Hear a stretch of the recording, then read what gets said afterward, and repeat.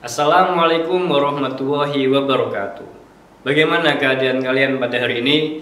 Mudah-mudahan Pak Habib doakan semuanya dalam keadaan sehat walafiat tanpa kekurangan satu apapun. Nah, jangan lupa tetap laksanakan protokol kesehatan, mencuci tangan dengan sabun, menggunakan masker, dan jaga jarak. Hindari kerumunan, semuanya harus dilaksanakan. Dan mudah-mudahan kita semuanya terhindar dari virus COVID-19. Amin, Allahumma amin. Nah, sebelum kita mulai pembelajaran kita pada hari ini, mari kita awali dengan membaca basmalah bersama-sama. Bismillahirrahmanirrahim. Dan pada hari ini kita akan mempelajari tentang matematika wajib, yaitu tentang peluang kejadian majemuk. Nah, bagaimana uraian materinya? Selamat menyaksikan video pembelajaran ini. Pada pertemuan kali ini kita akan membahas tentang peluang kejadian majemuk. Nanti di dalamnya ada apa saja? Kita lihat. Peluang kejadian majemuk meliputi 3 komponen, yaitu peluang komplement suatu kejadian, kemudian penjumlahan peluang. Untuk penjumlahan peluang ini nanti kaitannya dengan peluang kejadian saling lepas dan tidak saling lepas. Untuk perkalian peluang ini nanti meliputi kejadian saling bebas dan tidak saling bebas. Nah, bagaimana urainya kita lihat bersama-sama. Kita mulai dari peluang komplement suatu kejadian. Dulu di SMP kalian pernah mempelajari tentang apa itu komplement. Komplement itu artinya adalah selain atau yang bukan. Lihat ilustrasi berikut. Dalam sebuah kotak terdapat 5 bola merah, 3 bola kuning, dan 2 bola hijau. Nah, akan diambil sebuah bola dari kotak tersebut. Tentukan peluang terambil bola yang bukan kuning. Ingat, bukan kuning ya. Kita lihat lagi materi yang pernah kita pelajari di SMP. Ada 5 merah, 3 kuning, dan 2 hijau. Maka jumlah merah atau NM sama dengan 5. Jumlah kuning atau NK sama dengan 3. Jumlah hijaunya atau NH sama dengan 2. Sehingga kalau kita jumlahkan semua, maka itu adalah banyaknya ruang sampel atau NS. Nah, tadi ditanyakan adalah peluang terambil bola bukan kuning. Kita lihat dulu jumlah kuningnya berapa. Karena jumlah kuningnya 3, maka jumlah yang bukan kuning adalah N. K komplement, artinya komplement dari bola kuning, sama dengan jumlah ruang sampel dikurangi jumlah bola kuning. Sehingga 10 kurangi 3 sama dengan 7. Mohon maaf ini terpotong, ini adalah 7. Maka peluang terambil bola bukan kuning adalah 7 atau jumlah dari K komplement dibagi jumlah ruang sampel, yaitu 7/10. Nah, dari ilustrasi tersebut, kita bisa mendapatkan kesimpulan bahwa jika A adalah suatu kejadian dan A komplement adalah komplement dari kejadian A, maka berlaku peluang A ditambah peluang A komplement sama dengan 1. Atau peluang A komplement sama dengan 1 dikurangi peluang A. Nah, perhatikan soal yang tadi ya. Ada 5 merah, 3 kuning, dan 2 hijau. Peluang kuning adalah banyaknya bola kuning dibagi banyaknya ruang sampel, yaitu 3/10. Sehingga peluang komplement dari kuning adalah 1 dikurangi peluang kuning, yaitu 1 kurangi 3/10, samain menyebutnya 10/10 dikurangi 3/10, sama dengan 7/10. Sama ya dengan yang tadi ya. Nah, sekarang kita lanjut ke peluang komplement suatu kejadian. Nah, sekarang kita lihat contoh yang lain. 3 keping koin dilambungkan bersama-sama. Tentukan peluang muncul bukan sisi angka pada ketiga koin tersebut. Hati-hati di sini, bukan sisi angka pada ketiga koin tersebut ya. Oke. Jadi kita lihat dulu ketika koin muncul angka atau kami notasikan dengan X, yaitu AAA. Maka banyaknya anggota X adalah sama dengan 1. 1 doang. Kenapa 1 doang, Pak? Karena yang ketiga-tiganya muncul angka cuma 1, yaitu AAA. Sehingga kemudian banyaknya ruang sampel adalah 2 pangkat 3. 2 ini adalah sisi koinnya, sisi angka dan sisi gambar. 3 ini adalah jumlah koinnya. Maka 2 pangkat 3 sama dengan 8 atau banyaknya ruang sampel sama dengan 8. Sehingga peluang muncul angka, peluang ketika koin muncul angka semua yaitu 1/8. Karena yang ditanyakan adalah peluang muncul bukan sisi angka pada ketiga koin, maka peluang X komplement adalah 1 dikurangi 1/8, yaitu 7/8. Mudah kan untuk komplement suatu kejadian? Saya rasa nggak ada masalah. Kita lanjutkan. Untuk penjumlahan peluang nanti berkaitan dengan kejadian saling lepas dan tidak saling lepas. Perhatikan ilustrasi berikut. Dalam percobaan pelemparan 2 buah dadu bersama-sama. Nah, jika kejadian A adalah muncul jumlah angka yang dihasilkan adalah 4 dan kejadian B adalah jumlah angka yang dihasilkan adalah 10. Jadi A adalah 1, 3, 2, 2, 3, 1. Lihat, 1 tambah 3 adalah 4. 2 tambah 2 juga 4. 3 tambah 1 juga 4. Adalah yang lain? Tidak ada ya. B adalah jumlah angka yang dihasilkan yaitu 10. Berarti 4 tambah 6. 10 kan? Kemudian 5 tambah 5 juga 10. Dan yang terakhir adalah 6 tambah 4 yaitu 10.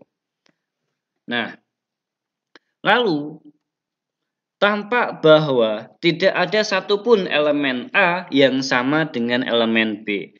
Sehingga kejadian A dan B dalam hal ini disebut sebagai kejadian saling lepas. Ya, jadi tidak ada yang sama atau dalam himpunan disebut dengan irisan. Jadi kalau nggak ada irisannya, maka dia adalah kejadian saling lepas. Lah ini dia.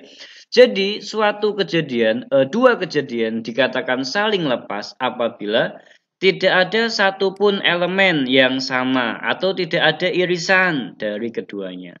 Dalam notasi himpunan dinotasikan dengan A irisan B sama dengan himpunan kosong atau jumlah A irisan B yaitu adalah 0. Ini adalah ilustrasinya ya. Jadi A dan B nggak ada irisannya. Inilah yang disebut dengan kejadian saling lepas. Dengan ini ada irisannya nih di sini, yang diarsir ini.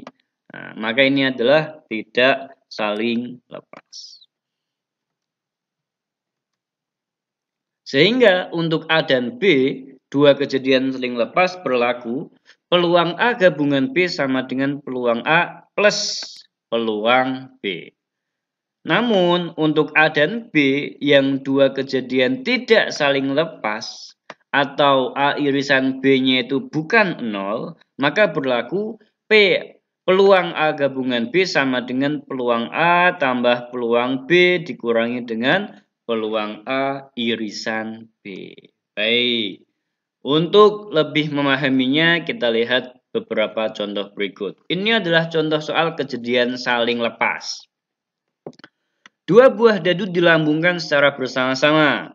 Berapakah peluang muncul angka berjumlah 4 atau 10? Nah, kita lihat peluang angka 4 atau 10. Pada pengetosan dua buah dadu bersama-sama, banyak hasil yang mungkin atau banyaknya ruang sampel adalah NS sama dengan 36.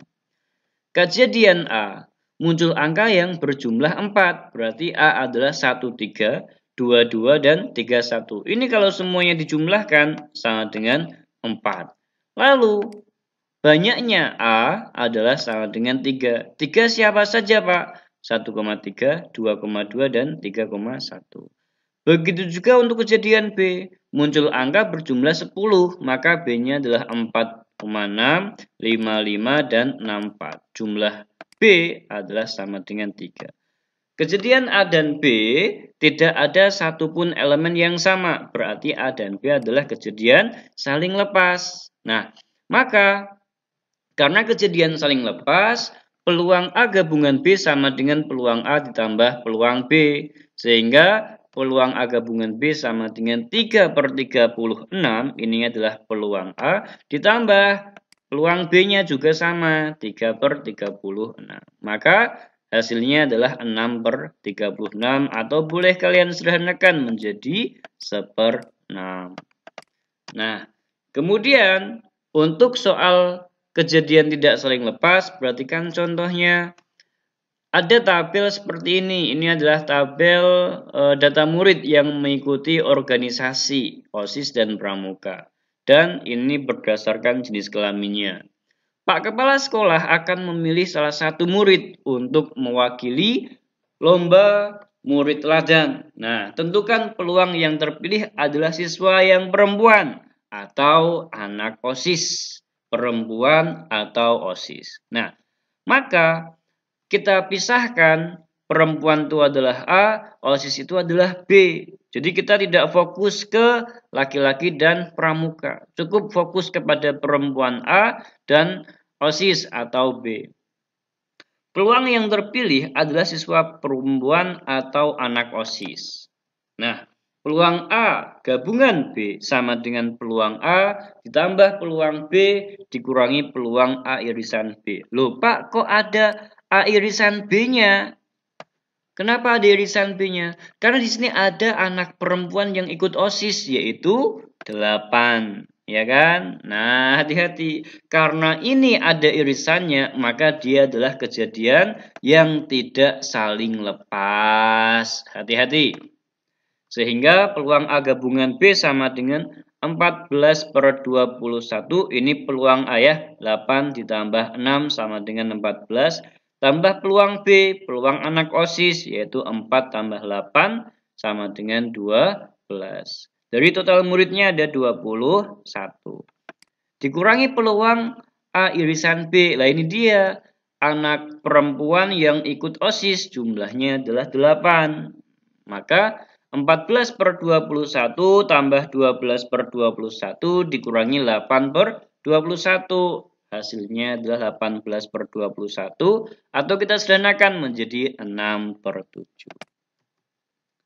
Nah, sekarang masuk ke perkalian peluang yang nanti ada kaitannya dengan kejadian saling bebas. Nah, dua kejadian dikatakan saling bebas jika kejadian pertama tidak berpengaruh, tidak mempengaruhi peluang munculnya kejadian kedua. Maksudnya bagaimana? Lihat contoh berikut. Wah, ini terpotong ini. Sebagai contoh, pada percobaan pengambilan 2 bola, 1/1 dengan pengembalian. Hati-hati, dengan pengembalian. Misalnya, ada kotak berisi 4 biru dan 3 bola kuning. Pada pengambilan pertama, peluang terambil bola kuning adalah 3/7. Kuningnya ada 3, total bolanya ada 7.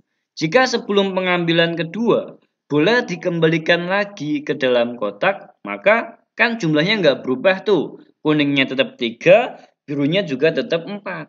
Maka peluang terambil bola kuning kedua sama, yaitu 3/7. Nah, dalam kasus ini, inilah yang disebut dengan saling bebas. Kenapa? Karena peluang munculnya kejadian pada pengambilan bola kuning kedua tidak dipengaruhi oleh kejadian pengambilan bola kuning yang pertama.